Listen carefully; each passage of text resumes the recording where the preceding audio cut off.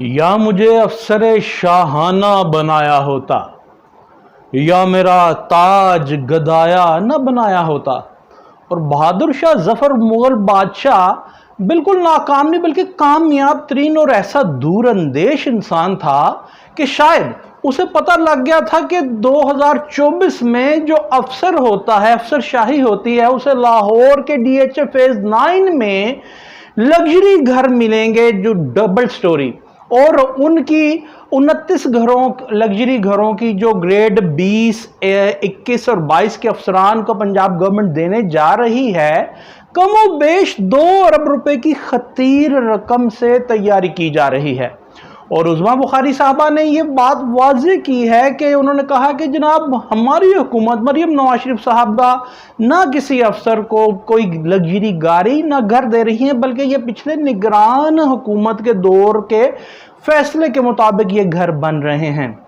بھائی مان لیا پچھلی گورنمنٹ نے انٹرم سیٹ اپ نے یہ فیصلہ کیا تھا تو آپ اس کو جناب ختم کر دیتے، کئی اسکیمیں ڈیولپمنٹ اسکیمز کو جناب رول بیک کر دیا جاتا ہے تو آپ اسے کر دیتے، مگر ایسا نہیں کیا گیا۔ اور آپ یہ جو بیک سکرین پہ چلتا دیکھ رہے ہیں کہ یہ چھوٹی چھوٹی راہداریاں، چھوٹے چھوٹے دروازے اور یہ جو سٹیر کیس ہے چھوٹا سا، یہ کسی کراچی کی اولڈ برٹش دور کی بنی ہوئی بلڈنگ فلیٹس کی سیڑھیاں نہیں، بلکہ یہ ان لوگوں کی بنائی ہوئی سیڑھیاں ہیں جنہوں نے ہم لوگوں کو یہ سکھایا کہ افسر شاہی کو سر پہ کیسے چڑھا کے رکھنا ہے، پبلک سرونٹس کو یعنی عوامی ملازمین کو سر پہ سوار کیسے رکھنا ہے۔ یہ جناب 300 برس سے زائد پرانا گھر ہے، 10 Downing Street, the official residence of P M of U K, United Kingdom یعنی برطانیہ کے وزیر اعظم کی رہائش گاہ ہے یہ۔ بھلے اس کے کئی فلورز ہیں، 3rd فلور پہ پرائم منسٹر آف برطانیہ رہائش پذیر ہوتے ہیں اور 100 کمرے ہیں، مگر یہ دیکھ لیجئے کہ یہ وہ لوگ ہیں جنہوں نے یہ سکھایا تھا ہمیں کہ 700 کنال پہ یونائٹڈ انڈیا کو کیونکہ سنب کر کے رکھنا تھا یہاں کی پبلک کو، اور یہ چوری کا پیسہ تھا، اسی واسطے 700 کنال پہ لاہور گورنر ہاؤس ہے۔ ڈی سی آفس لاہور دیکھ لیجئے کہ اس کا جو آرکیٹیکچرل ڈیزائن ہے وہ اپنی نامز کو، اپنی جناب ثقافت کو پروموٹ کرنے کے واسطے وہ برٹش آرکیٹیکچر ہے اور کس طرح وہ پرش کو عالیشان عمارت ہے، یہ ان لوگوں نے ہمیں سکھایا تھا اور ڈرانا تھا کہ 700 کنال کے جناب ویلاز میں یا 700 کنال کی جگہ پہ لارڈ بہادر صاحب رہیں گے، ہمیں دبانا تھا۔ اور یہ چوری کا مال تھا، یہ چوری کر رہے تھے یونائٹڈ انڈیا سے اور اس کو خوب لوٹ کھسوٹ کر کے یہ بنا رہے تھے۔ تو خود دیکھیے کہ یہ چھوٹی سی راہداریاں ہیں، چھوٹے سے سٹیر کیسز ہیں یہ 10 ڈاؤننگ سٹریٹ کے، اور یہ آپ جو دیکھ رہے ہیں کچن میں جو انسان اپنے کھانے پینے کا اہتمام کر رہا ہے، یہ سابقہ prime minister of United kingdom David Cameroon ہے۔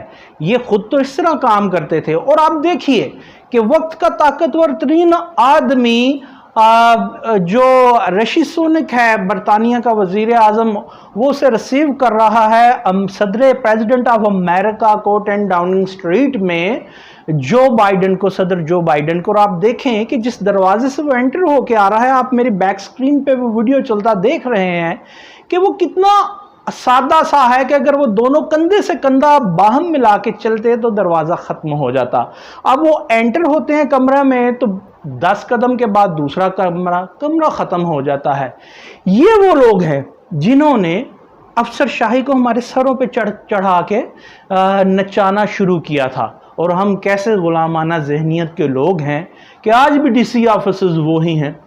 کیا ڈی سی صاحب اگر پریزیڈنٹ آف امریکہ اور اگر خاص طور پہ प्राइम मिनिस्टर ऑफ यूके इस तरह छोटे छोटे कमरों में छोटी छोटी टेबल्स पर बैठ के काम कर सकते हैं, तो हमारा डीसी लाहौर वो इतनी पुरुष को इमारत में बैठे बगैर काम नहीं कर सकता। और डीसी ऑफिस लाहौर का जो दरबार है, आप इनका कॉन्फ्रेंस रूम भी देखिए अगर 10 डाउनिंग स्ट्रीट का, तो शायद वो दरबार है जो डीसी ऑफिस लाहौर का वो इनसे बड़ा है। हमें होश कब आएगी? और आज उस्मा बुखारी साहबा ये कह रही हैं कि इंटरम सेटअप ने ये मंजूरी दी थी और ये घर वो मिल रहे हैं। भाई 2 अरब रुपए के घर, सिर्फ 29 घर आप दे रहे हैं। ये ब्यूरोक्रेसी को पेंशन ये लेते हैं, दीगर ये मरात प्रिविलेज एंड पर्क्स एंजॉय करते हैं। और ये करते क्या हैं? क्या डेविड कैमरॉन की तरह ये काम करते हैं? क्या ये ऋषि सुनक की तरह काम करते हैं? जो बाइडेन की तरह काम करते हैं? और अगर आपने ऐसा नहीं किया तो आप रोक दीजिए। और देखिए जिस तरह पेंशन के लिए अब रूल्स एंड रेगुलेशन फॉर्मुलेट किए जा रहे हैं, तो क्या आप लोगों को होश तभी आएगी कि जब आपको आईएमएफ ही कहेगा कि आप अपनी अफसरशाही के लिए 2-2 अरब रुपए की सिर्फ 29 number of residence luxury residences क्यों कंस्ट्रक्शन उनकी कर रहे हैं। फिर आपको होश आएगी, फिर आपको पता लगेगा नहीं जी ऐसा नहीं करना।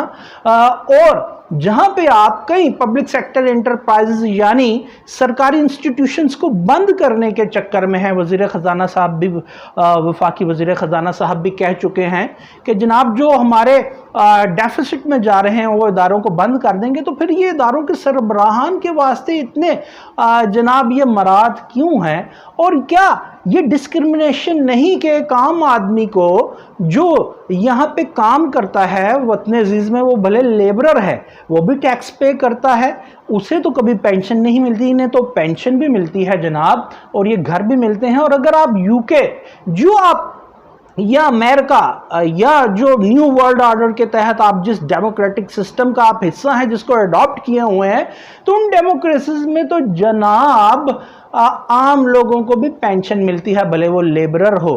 और अगर ऐसा ही है कि इन्होंने बड़ी खिदमात दी हैं ग्रेड 20, 21, 22 के अफसरान ने वतन अजीज के वास्ते, तो फिर मियां मंशा के लिए क्या कहेंगे कि जिसने हजारों नहीं शायद लाखों रोजगार जनरेट किए हैं, वो एक ऐसा बिजनेसमैन है। सदरुद्दीन हाशवानी के लिए क्या कहेंगे जनाब?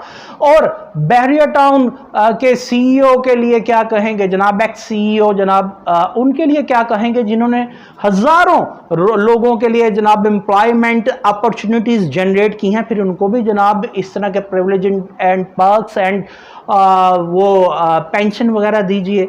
और आपसे सद बस्ता गुजारिश है, जहां पे आप पाक पीडब्ल्यूडी को वज़ीर आज़म पाकिस्तान ने बंद करने का फैसला किया है और अच्छा किया है, जो लोग मईशत में बोझ हैं, जो इदारे, उन्हें बंद कर दिया जाए या जम कर दिया जाए।